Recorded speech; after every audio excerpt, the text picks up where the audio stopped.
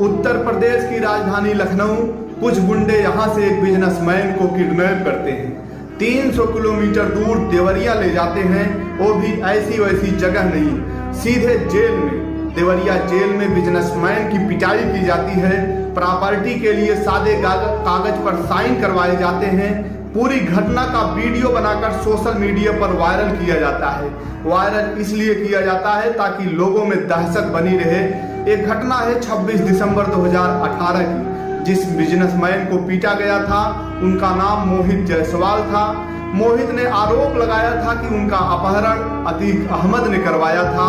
वारदात के बाद मोहित ने एक टीवी चैनल से कहा था, जेल के अंदर ले जाकर मुझे डंडों से मारा गया, 15-20 आदमियों ने पकड़कर मुझे बहुत मारा था, खाली पेपर पर साइन करवाए गए थे, मुझसे मेरी एक सिविक कार भी छीन ली गई थी। कहा गया था कि तुम जेल के अंदर हो, इसलिए तुम्हारी हत्या नहीं हो सकती, नहीं तो तुम्हें मार देते। आज इस घटना की याद आपको इसलिए दिला रहे हैं क्योंकि अतीक अहमद फिर चर्चा में है। चर्चा में क्यों है? क्योंकि प्रयागराज के धूमलगंज में विधायक राजूपाल हत्याकांड का मुख्य गवाह उमेश पाल की दिन दहाड़े हत्या हो जाती है। हत्या का आरोप उमेश पाल का परिवार अतीक के परिवार पर लगाता है। उसके बाद विधानसभा में खूब हंगामा होता है इस मुद्दे को लेकर। योगी आदित्यनाथ कहते हैं कि जो भी माफिया हैं इनको मिट्टी में मिला देंगे। अखिलेश यादव कहते हैं कि आपके सरकार में गुंडे बदमाश बेलगाम हैं, लोगों की सरेआम हत्याएं हो रही हैं फिल्मी स्टाइल में। फिर योगी पलटवार करते हैं और कहते हैं कि आपके ही द्वारा पालित पोषित ये सब बदमाश हैं, किसी को बख्शा नहीं जाएगा। यूपी की योगी आदित्यनाथ सरकार ने अतीक अहमद और उनके सहयोगियों पर शिकंजा तेज कर दिया है। जय हिंद दोस्तों, अभिवादन स्वीकार करिए सौरभ सोशलिस्ट का। प्रहरी न्यूज भारत का खास एपिसोड बाहुबली आप लोग देखना शुरू कर चुके हैं।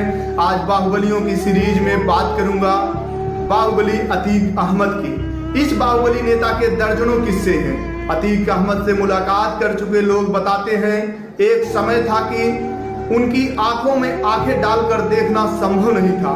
लोगों को अपनी नजरें नीचे करने पर मजबूर होना पड़ता था। 5 फीट 6 इंच का यह बाहुबली नेता समय के साथ डॉन के रूप में खूब फेमस हुआ और इसकी शुरुआत होती है 70 के दशक से। प्रयागराज तब इलाहाबाद हुआ करता था। इलाहाबाद में उन दिनों नए नए कॉलेज बन रहे थे, उद्योग लग रहे थे, खूब ठेके बट रहे थे। नए लड़कों में अमीर बनने का चस्का लगना शुरू हो गया था। वो अमीर बनने के लिए कुछ भी करने को उतारू थे, कुछ भी मतलब कुछ भी, हत्या, अपहरण। इलाहाबाद में एक मोहल्ला है चकिया, साल था 1979। इस मोहल्ले का एक लड़का हाई स्कूल में फेल हो गया। इसके पिता इलाहाबाद स्टेशन पर तांगा चलाते थे, लेकिन अमीर बनने का चस्का तो उसे भी था। 17 साल की उम्र में हत्या का आरोप लगा और इसके बाद उसका धंधा चल निकला। खूब रंगदारी वसूली जाने लगी। नाम था अतीक अहमद, फिरोज तांगे वाले का लड़का।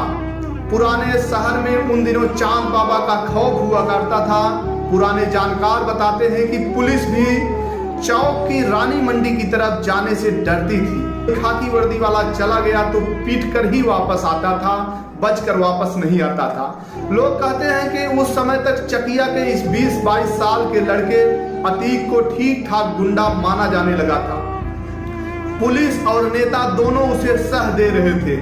वे चांद बाबा के खौफ को खत्म करना चाह रहे थे, इसलिए खौफ के बदले खौफ को खड़ा करने की कवायद की गई और इसी कवायद का नतीजा था अतीक का उभार, जो आगे चलकर चांद बाबा से भी ज्यादा पुलिस के लिए खतरनाक होने वाला था। साल था 1986। प्रदेश में वीर बहादुर सिंह की सरकार थी, केंद्र में राजीव गांधी की सरकार थी। अब तक चकिया के लड़कों का गैंग चांद बाबा से ज्यादा उस पुलिस के लिए खतरनाक हो चुका था, जिसे पुलिस ने सह दिया था। अब पुलिस अतीक और उसके लड़कों को गली गली खोज रही थी। एक दिन पुलिस अतीक को उठा ले गई, बिना किसी लिखा पढ़ी के थाने में ले गई और किसी को कोई सूचना नहीं। लोगों को लगा अब अतीक का काम खत्म है। परिचितों ने खोजबीन शुरू की। इलाहाबाद के ही रहने वाले एक कांग्रेसी सांसद को सूचना दी गई। बताया जाता है कि वह सांसद प्रधानमंत्री राजीव गांधी के करीबी थे। दिल्ली से फोन आया लखनऊ, लखनऊ से फोन गया इलाहाबाद और फिर अतीक को छोड़ दिया गया। लेकिन अब अतीक पुलिस के लिए नासूर बन चुका था। उत्तर प्रदेश पुलिस अतीक अहमद को ऐसे ही नहीं छोड़ना चाहती थी। अतीक का एनकाउंटर होने वाला था। अतीक को इसकी भनक लग गई। एक दिन भेष बदलकर अपने एक साथी के साथ बुलेट से कचहरी पहुंचा और एक पुराने मामले में जमानत तुड़वा कर सरेंडर कर देता है और जेल चला जाता है। जेल जाते ही पुलिस उस पर टूट पड़ी और उसके खिलाफ NSA लगा दिया। बाहर लोगों में मैसेज गया कि अतीक बर्बाद हो गया। लोगों में सहानुभूति पैदा हो गई। 1 साल बाद अतीक जेल से बाहर आ गया। जेल से आते ही उसने इस सहानुभूति का फायदा उठाया। साथ मिला उसी कांग्रेसी सांसद का जिसकी वजह से वह जिंदा बच पाया था।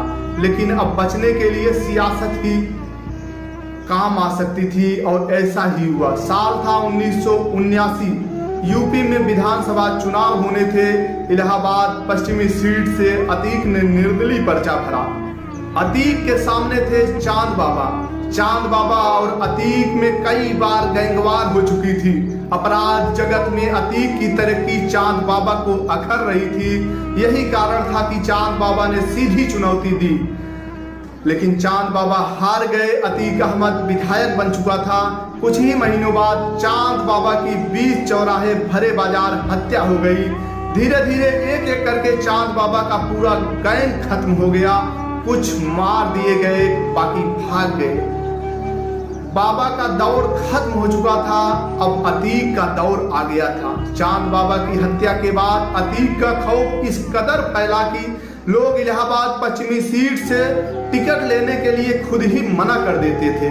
यही कारण था कि अतीक ने निर्दलीय रहकर सन 1991, 93 लगातार चुनाव जीते। इसी बीच सपा से नजदीकी बढ़ी। 1996 में सपा के टिकट पर चुनाव लड़ा और चौथी बार विधायक बना। 1999 में अपना दल का हाथ थामा। प्रतापगढ़ से चुनाव लड़ा लेकिन जीत नहीं पाया। 2002 में अपना दल से चुनाव लड़ा पुरानी सीट से और 5वीं बार फिर से विधायक बन गया। अब शुरू होती है अतीक के पतन की कहानी। साल था 2007। इलाहाबाद पश्चिमी से एक बार फिर पूजा पाल और अशरफ यानी अतीक का भाई आमने सामने थे। इस बार पूजा पाल ने अशरफ को पछाड़ दिया। अतीक का किला ध्वस्त हो चुका था। मायावती की पूर्ण बहुमत वाली सरकार बनी। सपा ने अतीक को पार्टी से बाहर कर दिया।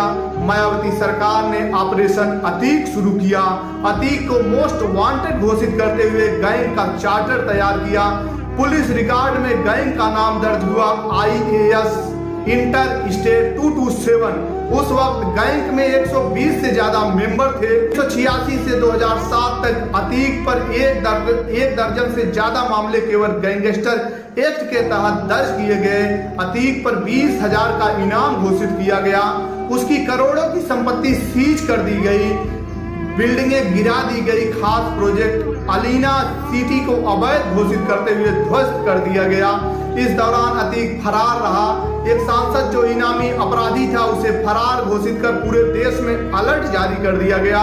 एक दिन दिल्ली पुलिस ने कहा कि हमने अतीक को गिरफ्तार कर लिया है। दिल्ली के पीतमपुर के एक अपार्टमेंट से यूपी पुलिस आई और अतीक को ले गई और जेल डाल दिया। लगातार दर्ज हो रहे मुकदमों के कारण उसके राजनीतिक करियर पर फुल स्टॉप लगने लगा।